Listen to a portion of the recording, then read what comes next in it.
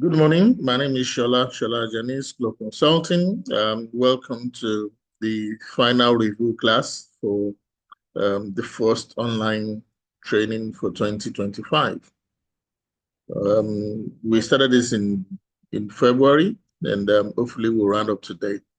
So today is a roundup to look at all the key modules that we have covered in the last couple of months. I'm going to be sharing my screen, so that would help us to go through what we want to do. Okay. So this is my screen. We call it the Consulting Masterclass. Let me just turn off my phone. And this is what we looked at. Yeah, this is what we've looked at. Started by trying to understand what is consulting, went on to look at value proposition, how you can brand yourself as a consultant,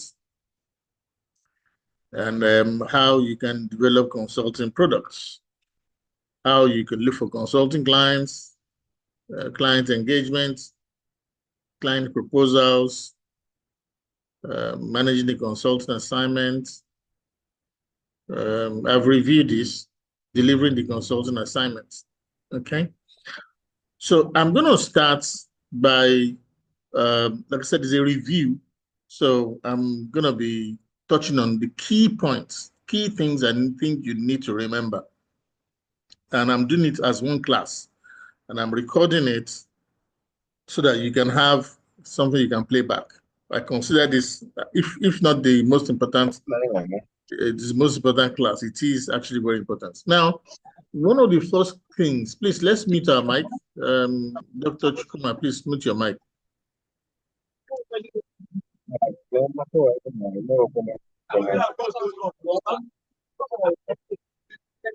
Dr. Chukuma.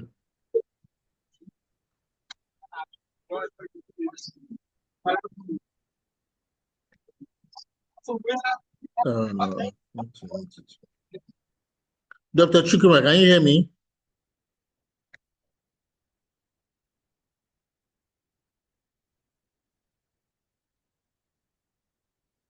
Okay, one of the key things about consulting is to understand that consulting is built around problem solving. It's built around problem solving. And so, as a consultant, there are three other key elements that you need to be mindful of. So, what is the problem you're solving? So, I encourage you as a consultant that you not only identify a problem, but become synonymous with that problem. So, people that want to go into consulting and don't know how to go about it is a problem. The School of Consulting is synonymous with solving that problem. So I want you to put on that hat as well. What problem am I solving? And can this problem be synonymous with me? When people think of this problem, or when people search for a solution for this problem, would my name come up? Will my business come up? And that is, if you like, branding and positioning. So it's very, very critical. It helps in your marketing. It helps you in your position in the market. So these four things. Number one, what is the problem? Then number two, do you have a product you use to solve the problem? So what I'm doing right now, training you in consulting through this class is a product. Training you online is a method. But first and foremost, what's the problem? For people that want to become consultants who don't know how to go about it, that is the problem. Then what products do we have? We have this training that we've been doing since February. It is a product. Now, when we talk about positioning, people now know me as a problem solver when it comes to anybody that wants to go into consulting. That is positioning. The last one is to provide the service, provisioning. So these four things are very key. What's the problem you are solving? Do you have a product that you have developed to build around that product, that problem? Number one, let that problem be synonymous with you. When I say you, your company, your business. For instance, what I'm doing in Ghana today, I'm here for the next 3 months, basically to help somebody become a consultant, not just to train them. So I have owned this problem. So the question to you is, what problem do you own? What product do you have that you used to delete to solve this problem? And how do people see you? That's your positioning. And then how do you deliver or solve the problem? These 4 key things are very, very important. So if you can look at the slide that I have, what problem are you solving? Yeah, like I said, it's a review class, so I'm not going to go through this line by line. But the first thing I want to take away is, what is the problem you are solving? Product. What solutions, services, or products do you offer to solve the problem? Your product or services must be valuable, results-driven, and positioned to the right audience, the audience that you are trying to solve. Yeah, very key. Then how are you positioned before your potential clients? When people, you see, people don't search by companies, they search by problem. So when they search by problem, do you come up? If you go on Google today and you say consulting training or people that want to retire into consulting, we will come up. That is positioning. For anybody that's looking for consulting training, we are synonymous with that. That is positioning. That's positioning. How people see us. So position yourself. Once you understand the problem, position yourself as the best person or the best consultant to solve that problem. And that's why I'm saying, what problem do you own?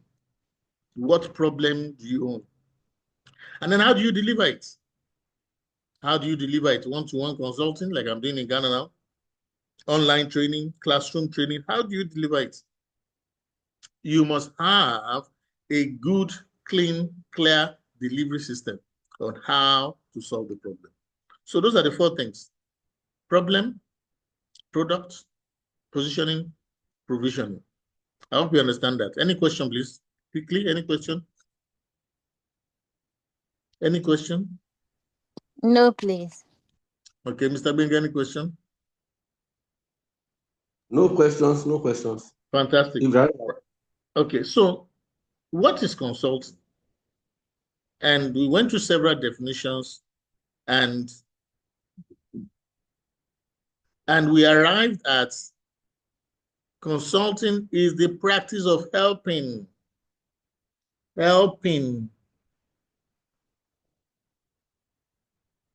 Consulting is the practice of helping individuals and organizations to improve their present and future performances. How?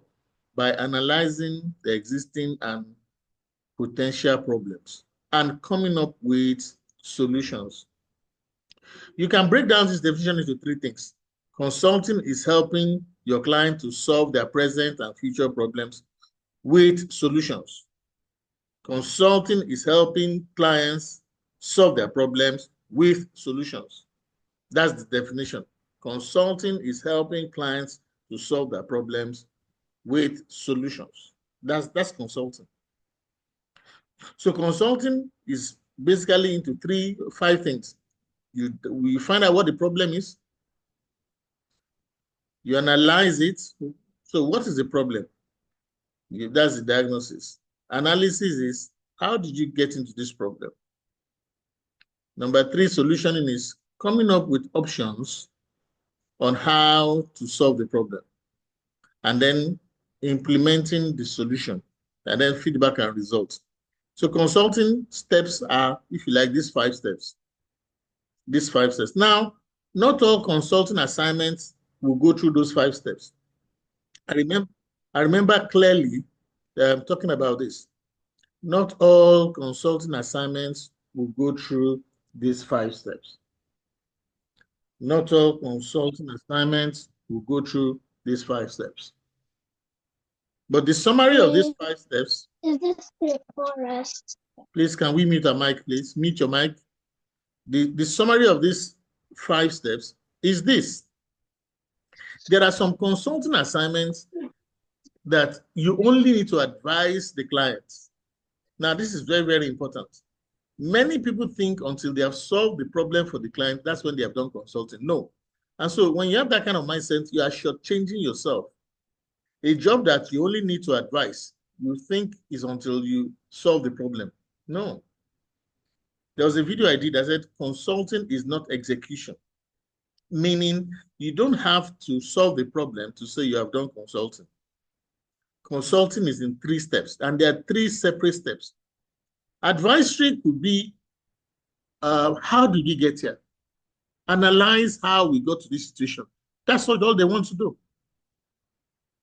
So don't have the mindset that if anytime anybody comes to you, they want to solve a problem.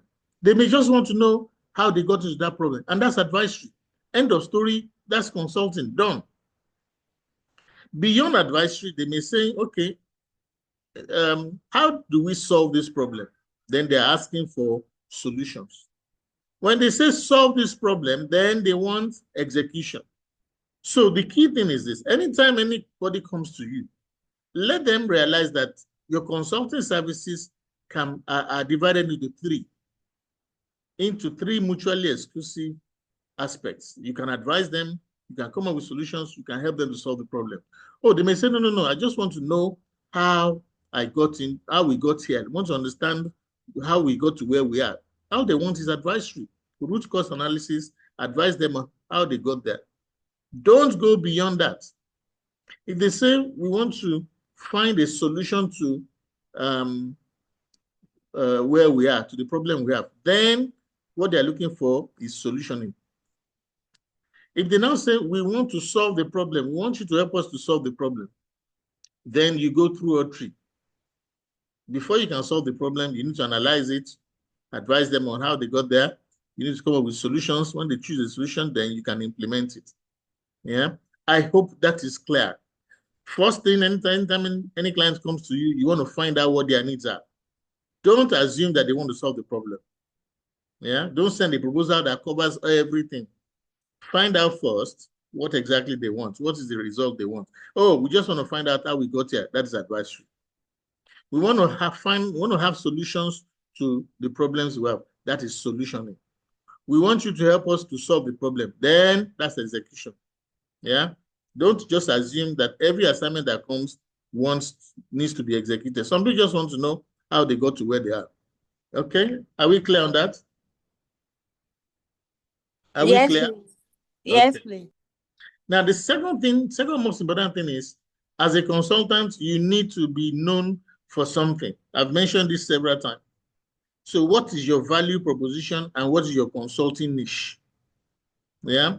So this is what you are solving and this is your consulting niche. So a good example of that will be when you draft your value proposition. We did this extensively. I did an exercise, so I'm not going to spend so much time on this. He has 4 elements. Who are you targeting? Who are you targeting with your product? What is the problem they have? What is the solution that you're offering them? And what is the results they can expect?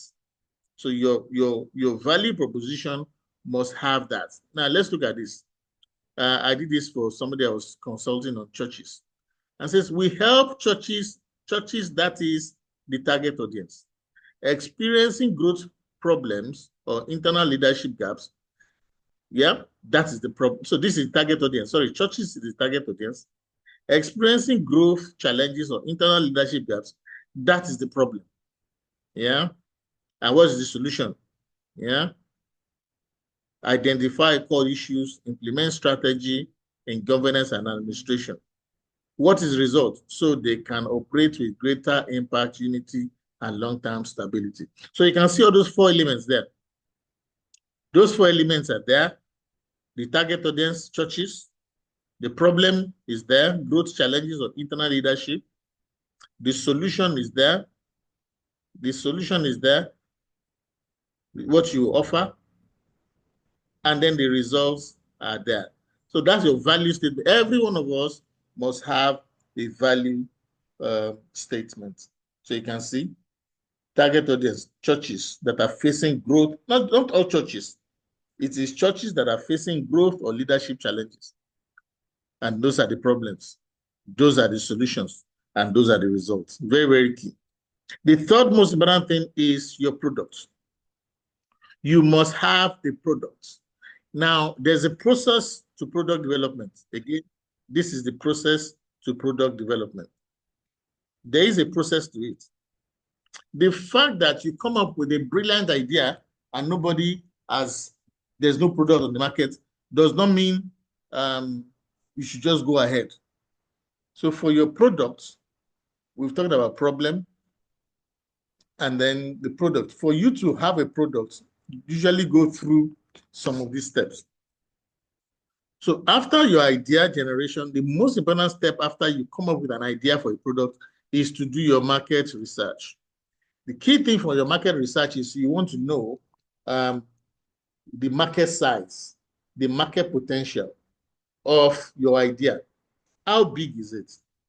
Big in terms of markets, those that will buy the service, and big in terms of the revenue you can make. And then much more importantly, are there growth potentials?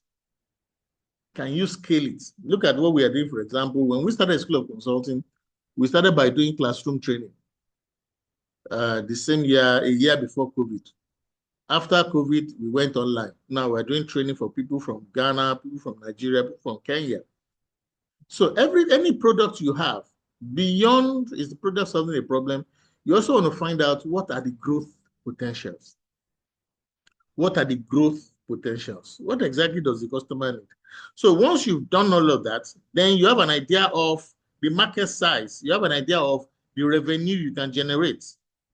You have an idea of how much training you can sell, how much products you can sell. You have an idea of how much you can make in a year. I've been doing this for the past 6 years now, so I know how much I can make in a year.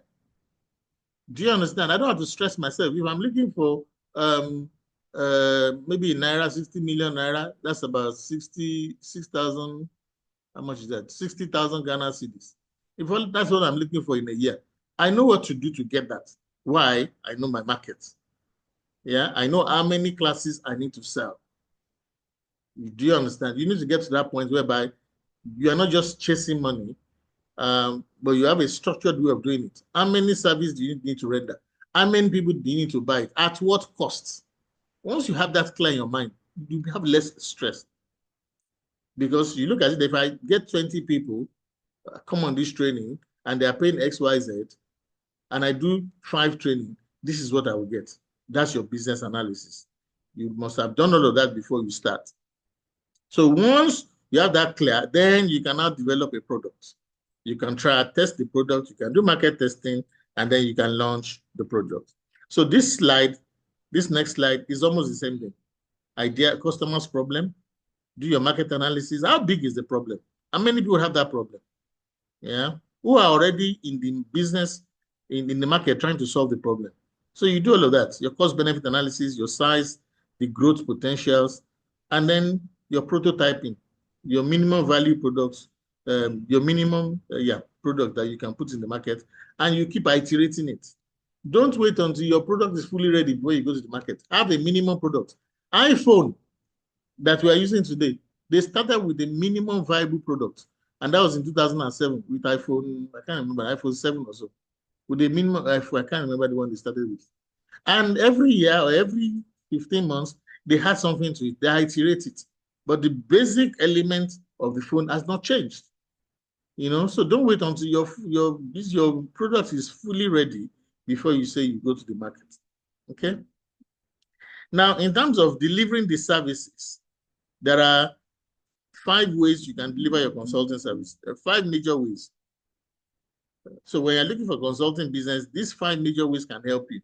So start thinking, okay, my consulting services can be divided along 5 lines. Number 1, how do I help clients achieve their purpose and objectives? How can I help them to become what they want to become? That's number 1. So if you ask yourself that question, then you can now begin to see solutions on how you can help clients become what they want to be. How can I help them to achieve the reason why they set up? That's number 1. Number 2, how can I help my clients or who needs my solutions? Yeah, who needs the solutions? And what can I offer them to solve their business problems? That's number 2 business in consulting. Number 3 business in consulting is I have clients. How can I help them to become better? How can I help them to identify and seize new opportunities? How can I help my clients to grow? Yeah, those are things that you could do. And then let me just switch off my phone, it's disturbing me. And then number 4, how can I enhance learning for my clients? How can I introduce new things to them? How can I enhance their capability to take on new knowledge that might help their business? How can I help them to increase competency and capacity through learning? That's the 4th thing you could do. And then finally, how can I help my clients go through change? How can I bring change to my clients? How can I help them when they are experiencing change? What can I bring to the table in solving my clients' change needs? So those are 5 main areas where you could offer services as consultants. Helping clients to achieve the reason why they were set up, helping them to solve their business problems, identifying and helping them to seize new opportunities, learning, under this is learning, coaching, training, mentoring.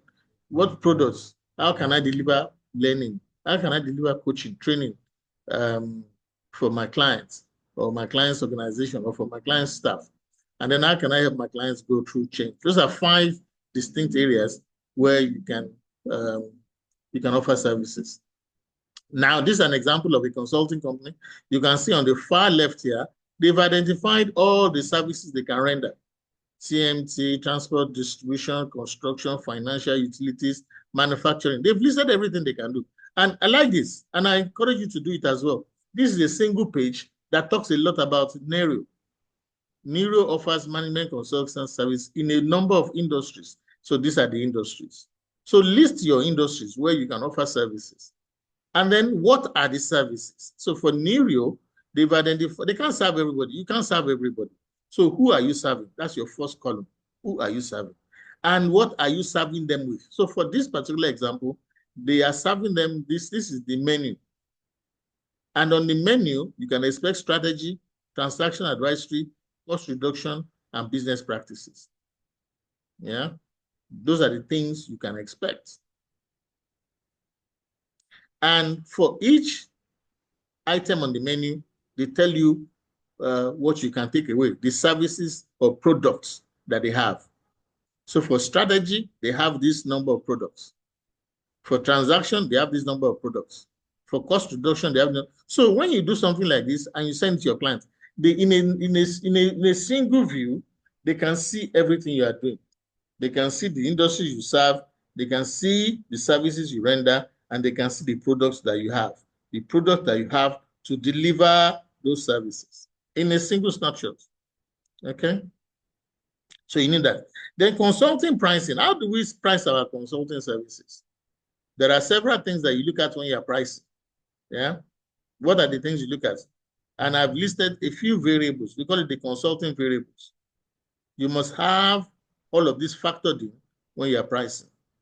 But the key takeaway from this is, once you arrive at a price for your product, please compare. You can use Upwork. I've mentioned this in class, Upwork, to compare your pricing. Go to Upwork, www.upwork.com. Yeah, upwork.com. So that you don't undercharge or you don't overcharge. So you must work out what is your cost per hour as a consultant. How much do you want to charge per hour? How much is the value of your time per hour? Because mostly as a consultant, we charge per hour or we quote per hour. The client may now say, you know what, let's negotiate it. Let's just have one cost that you negotiate. But you cannot negotiate your fee if you don't know your minimum cost per hour. Somebody says, let's do 1,000, or you quote $2,000, and they say, let's do 1,500. Oh, don't just think it's just a reduction of $500. If you don't know your cost per hour, you may be underpricing. So if anybody says, oh, most times clients will try and beat it, and clients will negotiate. So if they negotiate, you must, whatever you arrive at must be a cost that covers all your costs. But how would you know that if you don't know your costs per hour? So beyond this class, if anybody wants me to help them on calculating their cost per hour, please let's talk. Yeah. Let's talk on that. And then marketing consulting. How do you market consulting services? Some key areas. Before you can market, you must have a brand identity. How are you identified? You sell better if you have a good brand identity. What problem are you solving? The more people are in your sector, the less you will sell. The more people, the more competition, the less you will sell. So if you have little competition, you will sell more. Yeah, if you have little competition, you will sell more. So these 4 things are very critical when you're starting your consultant. What's your brand identity? What makes you different? How do people see you? And what's your market entry strategy? All these things are very critical. Again, if you want me to help you go through this, please contact me. We'll go through this. Yeah, create a brand identity, differentiate you, position you, and then you can enter your market. Please communicate with me on this. So in terms of marketing, you must have a product. What is the product? Remember what we said earlier? So you have a product that is solving a problem. What are you selling? What problems are you solving with your product? Very critical. How much are you selling the product? How can people access it? And what are the promotional offers that can help people to buy it? 4 things that you can apply to the product that you're developing. So what is the product? That product must be solving a problem. How much are you charging people to solve that problem? Again, it must be affordable. How can people access it? Must they come to you, or they can buy it online or virtually? And what promotions, what discounts do you have to help people to buy your product? So these things are very key. How are you branded? How are you seen? What is your differentiation? How are you positioned? And what's your market entry strategy? Again, if you want me to help you on that one, please contact me. All right. So I've got a lot of materials for marketing here. I'm going to send this slide immediately we finish this class, because this slide is for the review. I've taken out a lot of things, and the lot of things I'm not talking about. I'm just going through the slide. So in terms of marketing, let me just say this. You need to have a Facebook page, not your page, personal page, a business page. Yeah, it's not a personal page. Start a business page. It will help. If you can use Twitter, that's fine. If you can have a blog, LinkedIn is, in fact, LinkedIn is most important. If you don't have any other thing, have LinkedIn. Yeah, you can have a website, brilliant. You can be on Instagram, again, brilliant. If you don't create awareness of who you are, now there's a restriction. If you are working in an organization, you'll not be able to do this. But if you are by yourself, there's no limitation to how you can market yourself online. And I encourage you to do so. If you don't make noise about yourself, nobody's going to make noise about you. Okay? Associate with other consultants, find opportunities to speak at events, write about your competency. We call it content marketing. Write on LinkedIn. Again, I can take you through all of this if you need help to do this. Other ideas: find a problem to solve, offer free services, build credibility, be known for something. Convert your, people say to me, oh, I don't have any experience, but convert your experience to your profile, your work experience. Do content marketing. You're writing on LinkedIn, writing on your competency, that's content marketing. Then you position yourself as a market leader. You don't need to compete with anybody if you have identified your own niche. So don't start your consultancy by competing with others. You see, when you compete with others, you only make the competition known. But be the competition that people will compete with. So you're always a reference point. In fact, I say we don't copy competition, because when you copy competition, you are only promoting the competition. Because anybody that sees you say, okay, do I go with the new person or go with the competition? Most times they'll go with the competition. They are more established. Okay. Create new products, new categories. You don't have to create the same product. You can look at other categories within your sector to create new products. It might be products that you are creating that others have overlooked.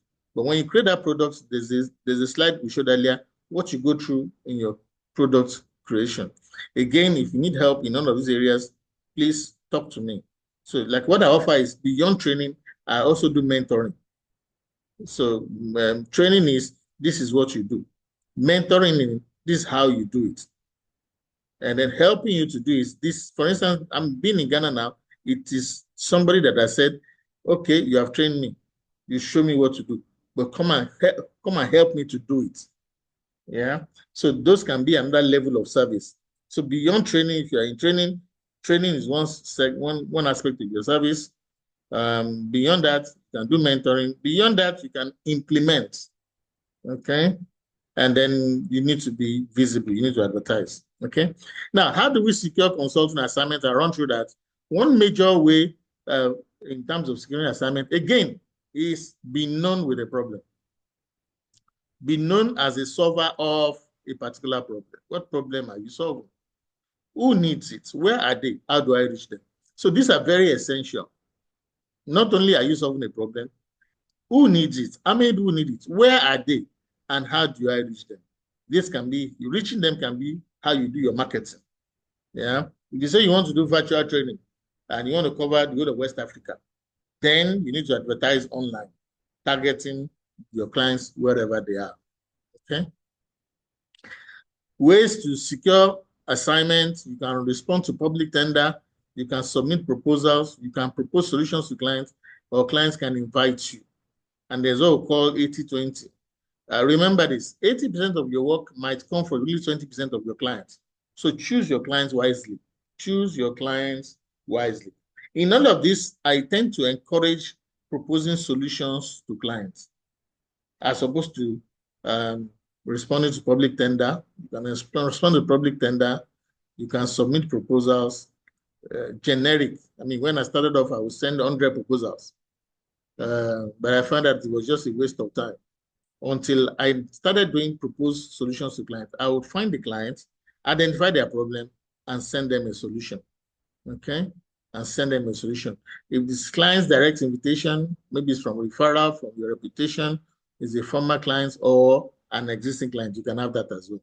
The other thing you could have is what we call research-based solution marketing. Research-based solution marketing, whereby your solution you are offering is a function of a research.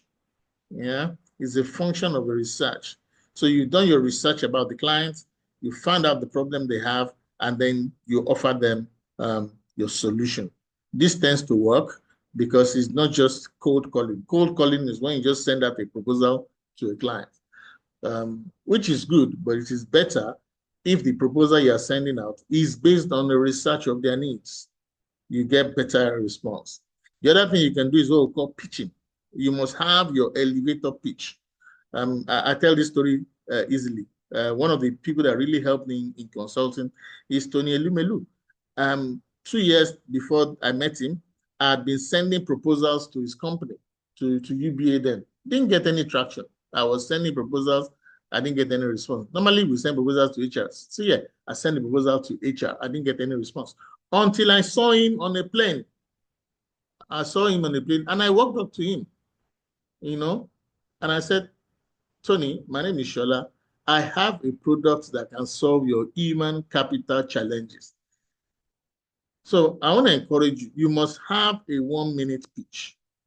In case you see your prospective clients, maybe in church, in your mosque, in your community, in a party, don't be afraid to go up to them. For me, I was always traveling. So it was easy for me to see them at airports, on the plane. In fact, 70% of the assignments I got as a consultant, I got them when I was traveling. The kind of people I meet at the airport, I will go up to them. Now, not everybody I went to listened to me or gave me assignments. Some would even snub you, but I didn't stop trying. So you must have a 1-minute pitch in case, in the event that you meet somebody, or you meet somebody you've been trying to. I say, look, I have a minute. What do you have? That's not the time to start introducing who you are. No. Mention your name, the problem, and the benefits. In fact, your value proposition that we talked about earlier. Your value proposition. Those 3 things, those 4 things. The target audience, the problem you want to solve, or the problem you can solve, the solutions you have, and then the outcomes they can expect. In fact, on this particular occasion that I pitched Tony, it took me to meet somebody else. Say, you must listen to this guy. So that's why I know how much I got that year from those 2 clients. So please, you must have an elevator pitch. The other thing you could do that will help you is position yourself as a thought leader in your field. And LinkedIn, if you're not on LinkedIn or you're in LinkedIn, hey, maximize the use of LinkedIn. Like I said, all of these things that I'm teaching you, I can help you to do it. Maximize yourself on LinkedIn. The clients I'm working with in Ghana today just told me yesterday, we've created a LinkedIn page. You will help me with a LinkedIn page. That is part of what we can do. Now, there's what we call upselling. Upselling is if you go to McDonald's or KFC, they'll say to you, madam, is this small one that you're buying, or rather, this one that you're buying is $1. But if you add $50 to it, 50 pence to it, you can get a larger portion. That is called upselling. Every marketer has been trained to upsell. So for instance, if you have a product and you have a client, you can upsell that client who is trying to buy something from you and say, look, with an additional $500, you can have this. Additional $100, you can have this. But make sure what they're getting in exchange for that little money almost double what they're buying. That's how to make it attractive. And so in their mind, they're thinking, if I'm buying this for $1 and I have 50 cents, what I'm getting is almost like times 3. Then it makes sense to buy the one they are offering me to upsell because I am getting more value. Okay, so you can apply that when you're selling. There's also what we call cross-selling.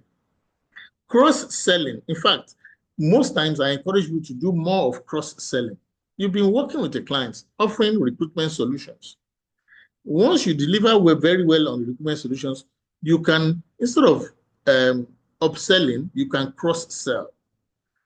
So you can do both actually, but let's just stay with cross-selling. Cross-selling is you're offering this service. You already have a foot in the door in that organization. Then you can offer other things, other services. That's called cross-selling.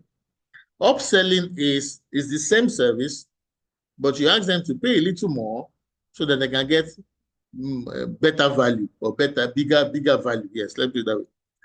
Cross-selling is the same thing you are selling, but you are introducing other services. Why? Because you have gained their confidence, they like the service you are delivering. Now, research tells us that you are likely to sell more to an existing client than a new client. And you can see there, existing customers are easier to sell to. Existing customers are easier to sell new things to. So you are 60 to 70% likely to sell more to an existing customer compared to 5 to 20% of selling to a new customer. Now, we've been taught that, oh, marketing, you're always doing marketing. But how about the clients that you already have? Now, I'm telling you now that we're doing training. Beyond the training, I can help you I can mentor you.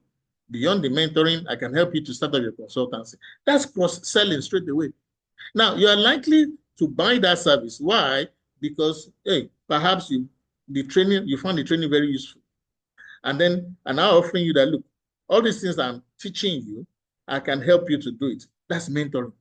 Beyond helping you to do it, I can help you to implement it. That is execution. So you can see cross-selling there. Now, because we have an existing relationship, you have already bought from me, it is easier to sell other things to you if you are happy with your first purchase. That is cross-selling. Okay, so that's something you must bear in mind on how to sell. Your consulting proposals. These are 10 things you need to bear in mind when you're writing consulting proposals. Please, I see proposals where the proposal, the first 750 pages is talking about you. No, use the first few pages to talk about the customer and the problem they are going through. Yeah, your proposal is like you're telling a story. So if they're not interested in the story, it's like yourself. You are reading a book or you're watching a movie and you're not interested, you will abandon it. So your proposals must have that flavor whereby you focus on the client. You demonstrate your understanding of their problem and the impact of their problem. Most times when I write a proposal, the client is like, are you a witch? How do you understand this, what we're going through? It's simply because I follow this pattern. I focus on the client. I show that I understand their problem and the impact of their problem on them. And then within the market. And then what is the solution they desire? Now, in your solutioning, when you're writing proposals, you are talking about the what, not the how. Many people make the mistake of talking about the how. And then you write the proposal, you send it to them, and you are calling them, and you're wondering why they're not answering you. You have already told them the how. They don't need you anymore. So what you do in your proposal is what you would do, not how you do it. How you do it is your intellectual property. That's how you make money.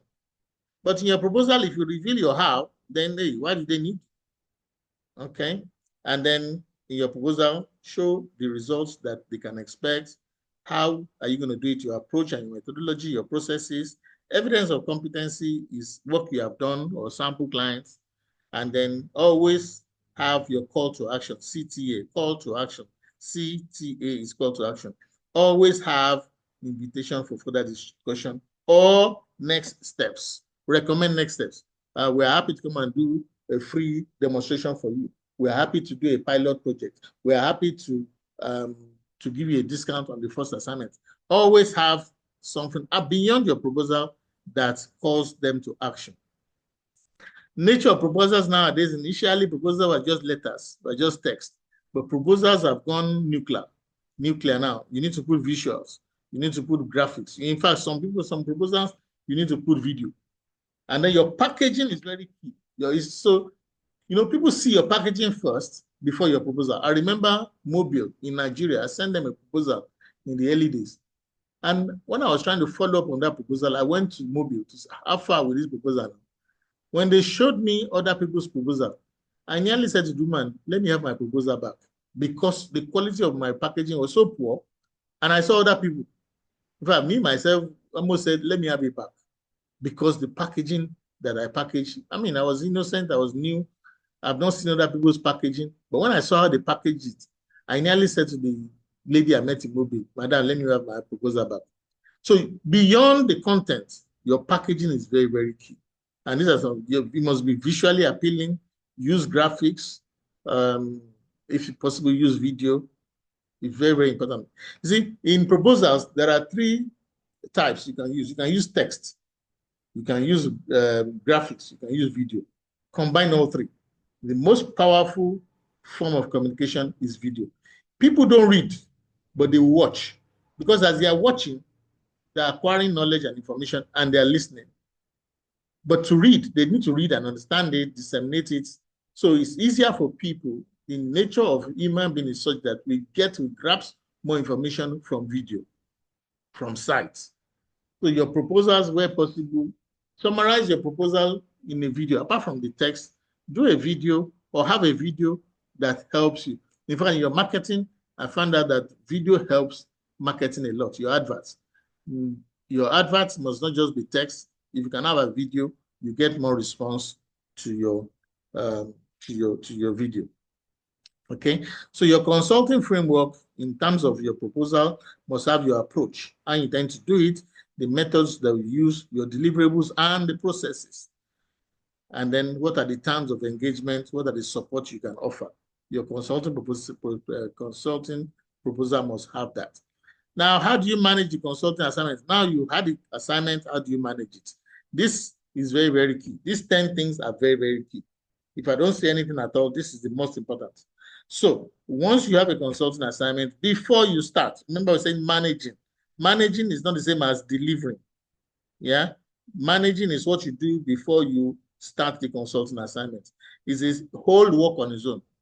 This must be in place before you deliver the consulting assignment. Again, many people go from, oh, they've done their marketing, they have the consulting assignment, they implement it, missing out on managing. So managing is very important, and there are 10 components. So number 1, let the clients know. So you're managing it is what you are communicating between yourself and the client. So the first thing you're saying to clients is, this is the process we are going to go through. And this is an example of the process. I'll come to that. This is the process we are going to go through. Yeah, these are the resources we're going to use, internal consultant or external consultant. And if you're not using any other consultant, that's fine. It's just yourself. This is how we're going to plan it. This is how we're going to monitor your consulting assignments. We'll plan it on how to deliver it, and this is how we're going to monitor it. In terms of quality control, this is what we put in place to ensure that we are delivering on the promises. the value that we have agreed, we must have a way to manage the quality. Now, every consulting assignment is a change process. How do we manage the change? Change looks at the human behavior. So your change management is looking at the people. Your project management is looking at the technical. Now, let me say this, and this is very important. When you are managing a project, there's a change project, and then there's a project management. Project management is about, oh, we are finishing on this day. This is the cost. This is what we want.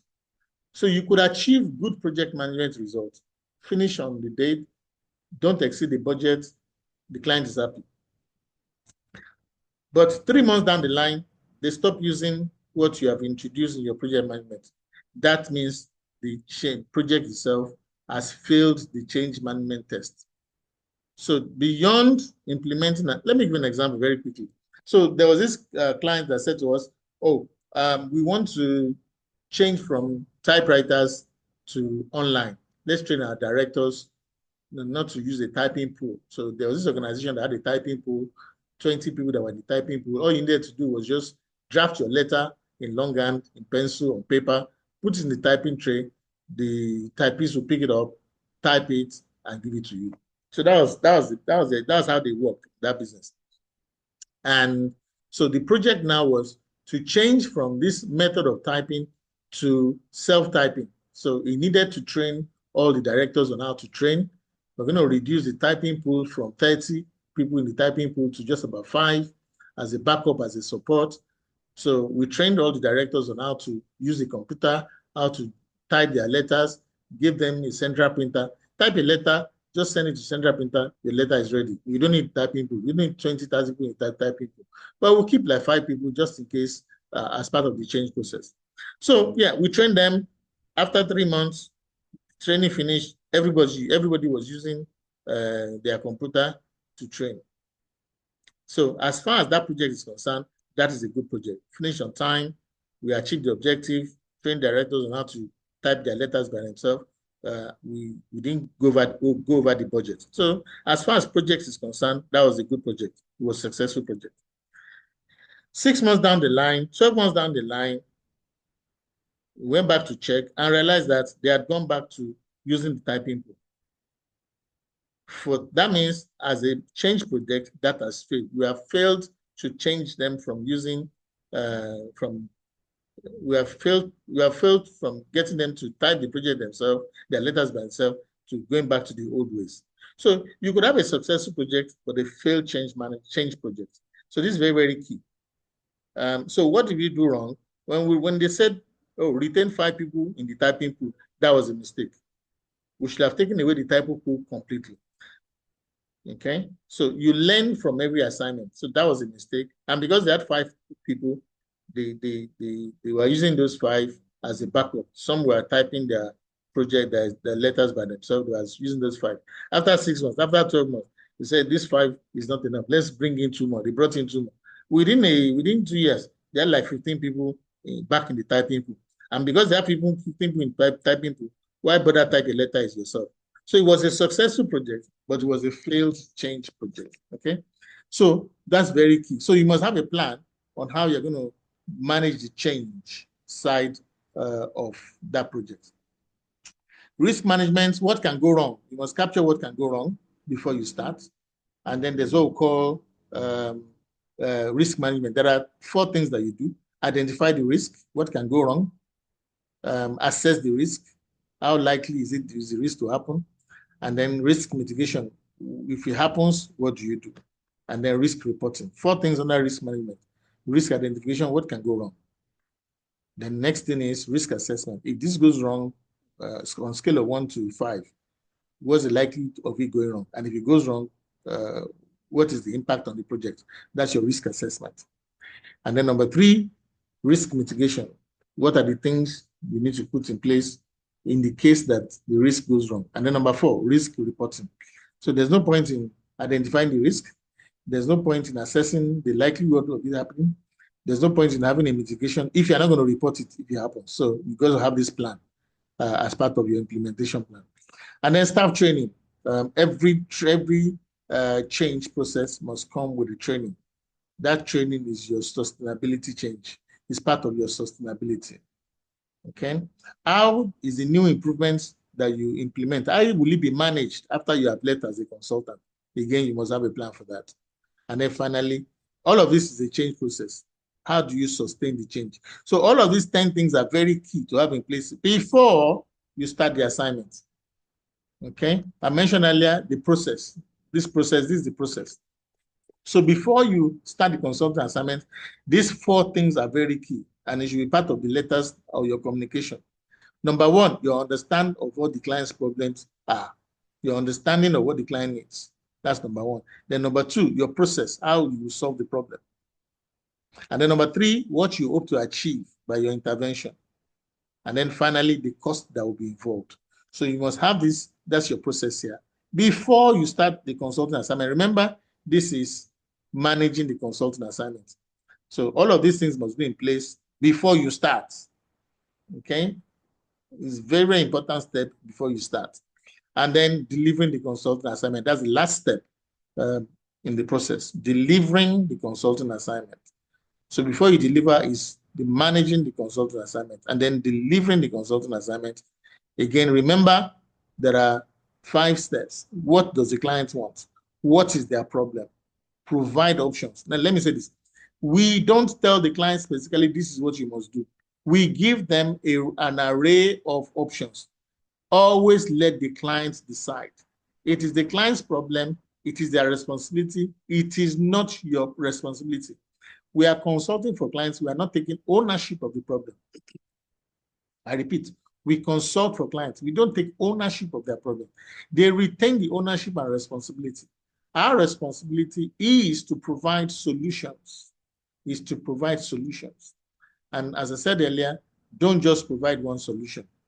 Provide solutions and let the clients choose which solution they want. You can help the clients in making an informed decisions by doing cost-benefit analysis, by doing providing scores to each of the solutions. Oh, this solution 1, 70% score, solution 2, 50%, solution 3, 30%. Let the client decide. But what you can do is help them to make an informed decision by doing what we call a cost-benefit analysis. If you do this, this is what it's going to cost you. But these are the benefits. If you do this, take this option. This is what it's going to cost you, but these are the benefits.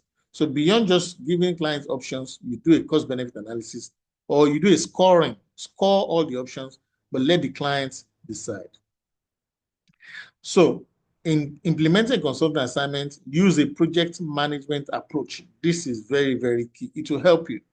In a project management approach, you break the consulting assignment into 5. Your conception, definition and planning, implementation, the performance control, and you close your project. So use a project management approach. Remember we said this here. Yeah, that's it there, project management. Use a project management approach. It will help you in delivering your assignment. Managing risk, I mentioned it. What can go wrong? Identification, what is the risk? Those are the steps. What is the risk? Identify what can go wrong. Assess each of the risks. In the event that it happens, what is the impact on the project? Then come up with how to mitigate it.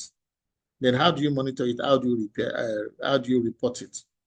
Don't just identify risk, monitor and report. So you can see we do all of this with the risk register. This is the risk. What's the likelihood of it happening? If it happens, what is the impact? And what is the action you want to take? Yeah. How do you mitigate to reduce the risk? When people take insurance on a building, that's mitigating the risk. In case it happens, let a third-party person pay for it. What can go wrong? Lack of internal support, no buying, information is withheld. You go to a place and then information is withheld, lack of resources, lack of capability. So many things can go wrong. You must always identify what can go wrong and then come up with solutions. Now, before you hand over the projects, when you have implemented, think about sustainability. It's not just, oh, the project is successful on the last day, but hey, what are the things that must be in place to ensure that it stands the test of time into the future. And then again, before you hand over in your report, what are the future tasks? There might be some other things you need to do as a consultant to make sure that the results, what you have implemented, succeeds into the future.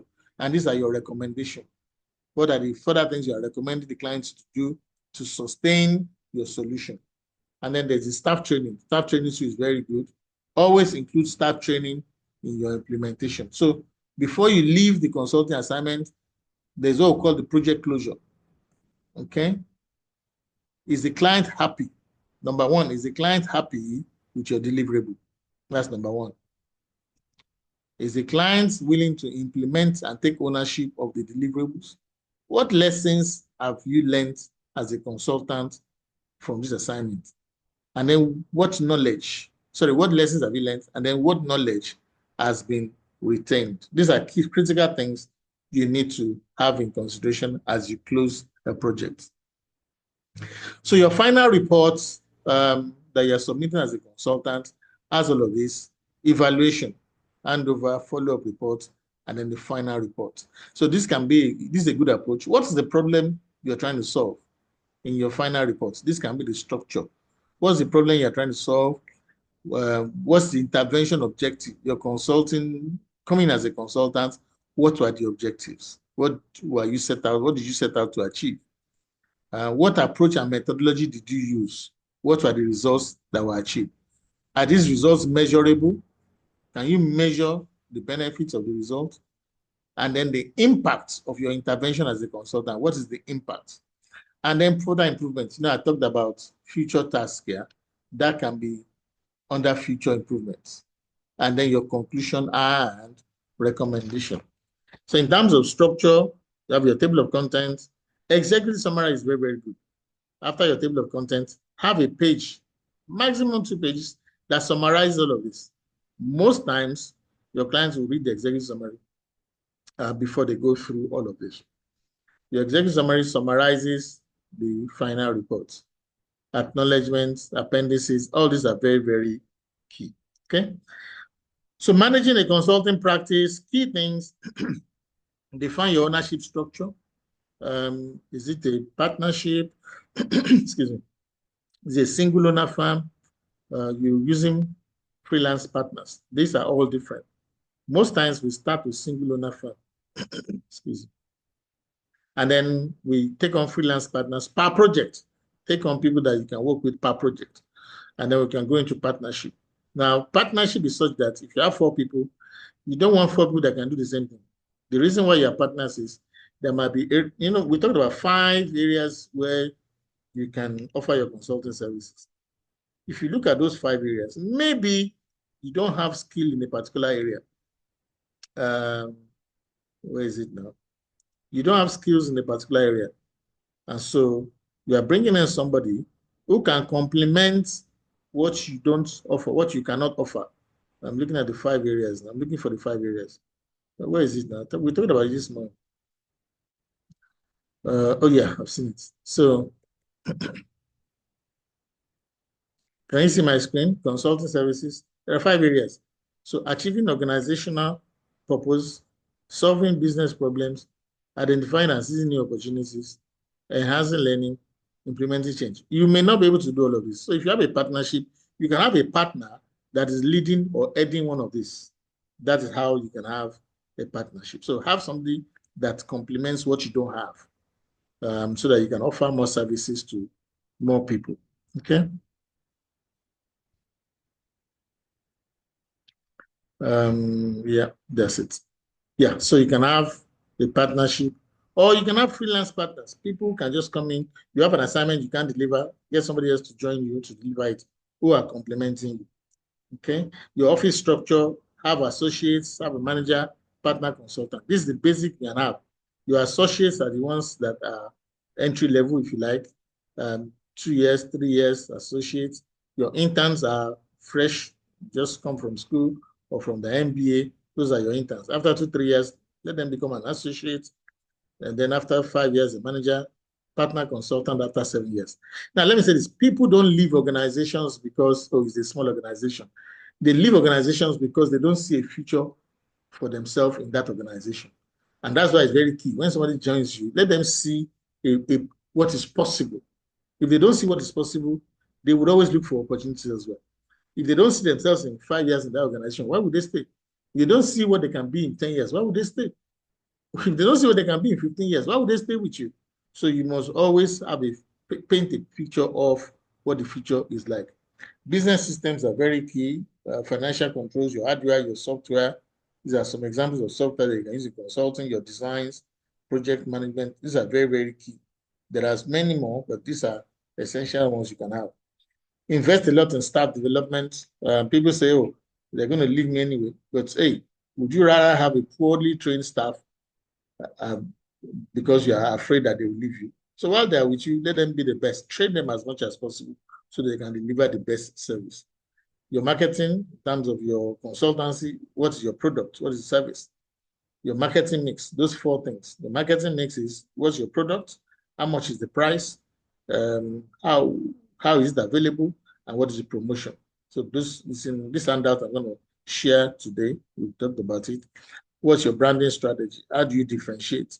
How do you promote? And where do you advertise? All of these are critical for marketing your consulting services. Finally, how do you grow your consulting business? Have a plan, a 12-month plan. Where and what do you hope to achieve in 12 months? Very critical. Have a 3-year plan and then have a 5-year plan. Yeah. Whatever you do, have a plan. 12 months, 3 years, 5 years, have a plan. This is where we want to be after 12 months. We want to have X number of clients after 12 months. It puts less pressure on you as opposed to just starting a consultancy and not knowing where you're going. Okay? So what is not defined is not measured. So define what you want to achieve after 12 months, after 3 years, and after 5 years. And you can always adjust it if you're not meeting your goals. Business growth strategies. I'll give you some examples there on how you can grow your consulting business. This is just a bonus because I'm assuming that we're starting. So let's focus more on starting and then we can start to think of growth. Okay, these are just bonuses. But one key thing I'm going to drop here in terms of growing your business is this. The more people that do what you do, the more competition. Okay, how easy is it for others to do what you're doing? That's one of the key questions you're going to ask yourself when you start your consulting business. For instance, the School of Consulting, how many other people train people to become consultants the way we do it? Virtually none. Okay, so look at POS. Every corner you turn to, there's POS because the level of entry, how to enter, is very low. It's called barrier of entry. So for whatever you want to offer in consulting, the lower the barrier, the more likely other people will come into it. Likewise, the higher the barrier, the less likely other people will come into it. Okay. All right. That's the end of the review.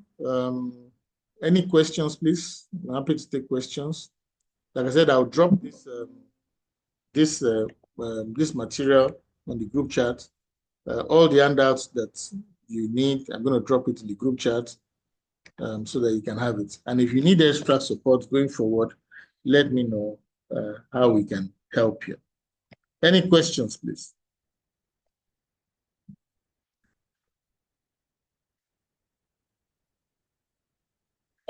No questions from my own. Fantastic. Mr. Benga, any question? Please, my question will be on the certificate, but maybe that would be AOD. Yeah, let me take questions first. Thank you, Mirilo. Okay, no questions for now. I'm okay. Anything I'll get across you, sir. Okay, Dr. Chukuma. No question for now. Fantastic. Who is using Samsung? Samsung SM-A165F. Who is that?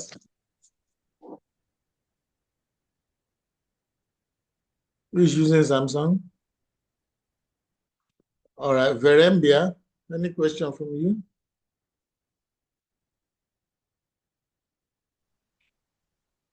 Yeah, I'm the one using Samsung, Christopher. Okay, that's fine. Okay, any key learning takeaway? Let me go back to Mary Love. Any key learning, something that has stuck with you Any key area? Mary Love? There a lot starts with me, but I think Sorry? my takeaway. Hello, Yeah, please are you able to hear me? I can hear you. Okay, so my key takeaway is change management and then the project management. Good, The project is on the technical aspect and then change is on the people. good. Also, I'm motivated to take action to implement all that you have taught us so far. And then if I am having challenges along the way, there's room to always come back to you to support us through the process. So that's my key takeaway. Not to sit on the information, but to take action. All right, fantastic. Dr. Chukuma, any key takeaway? Thank you, Mary Love. Please, sir, I have a question. Yes, sir. You in the office of structure, you share associate, managers, partners, consultant. Yeah. I want to know what is the step before becoming an associate. An intern, entry level intern. An intern. Internship, Okay. entry level. Okay.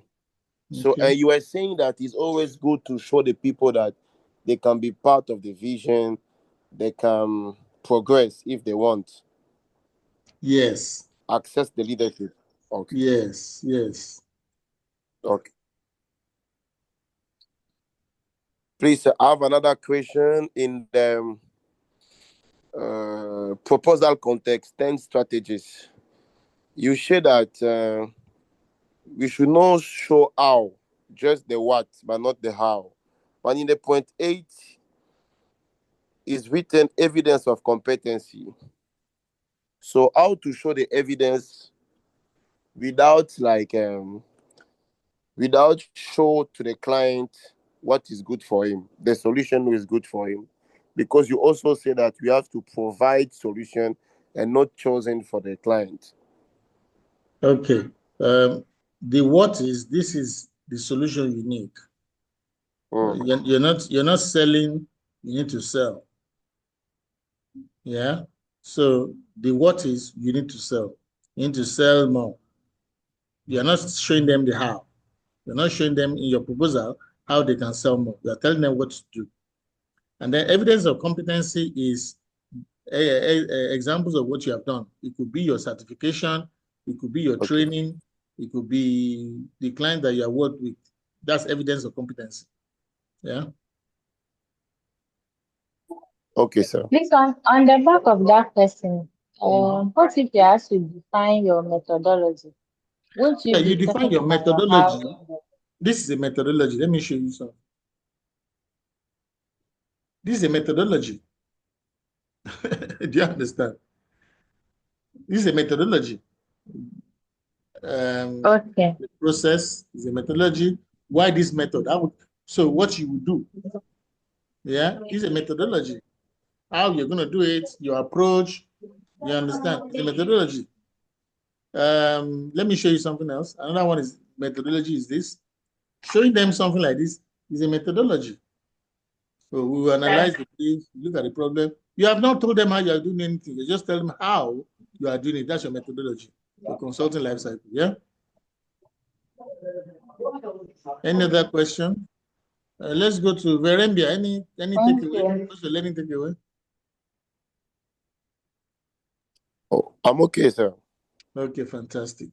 All right. So all the handouts, I'm going to pack it again together, put it on the group chat.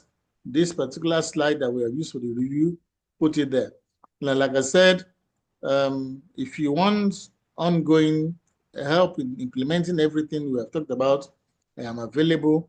If you want to, because everything I've talked about is generic, but if you want to apply it to your own business, again, contact me and we can take you through that. All right.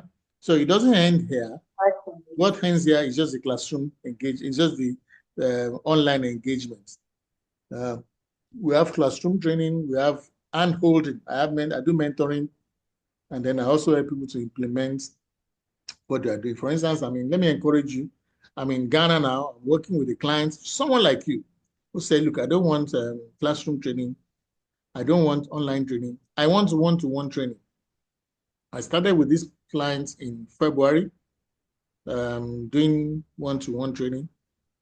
And after the training, the one-to-one training, he says, look, I want to start my consultancy. I'm resigning, finishing work at the end of April. I'm going to be starting my consultancy on the 1st of May. I want you to be around for 3 months to help me. So I'm in Accra right now, helping this person to set up their consultancy. So although it's not free, it's not free. So, but the help is there. Beyond just the training, there's the mentoring, and then the implementation. Okay. So if you need any other service, any other support, please, I can be busy, but please, let's stay in touch, contact me. All right. So nice having all of us. I'll still keep the group. And then, so we can, if there are needs, you can always contact me. All right. Okay. All This right. my question on the certificate. Yes, in terms of certificates, once we finish this training, there is a project that I'll send to you. Do your project. The project is a way of assessing your learning. Okay. So if you do your project, I'll send it to the group chat now. Do your project, and then that's when you get your certificate. Please, if you don't do your project, you will not get a certificate. The project for me is a way of assessing your learning. We have a reputation to protect. I want to be sure that you understand what consulting is. And your project is a testimonial, is a form of assessment of your learning. And then after that, you can have your certificate. Okay. Okay. Thank you. All right. Thank you, everyone. Enjoy the rest of your weekend. Thank you. Thank you very much. Thank you. You too. Thank you. Bye. Thank you very much, sir. Thank you, sir. Thank you, bye.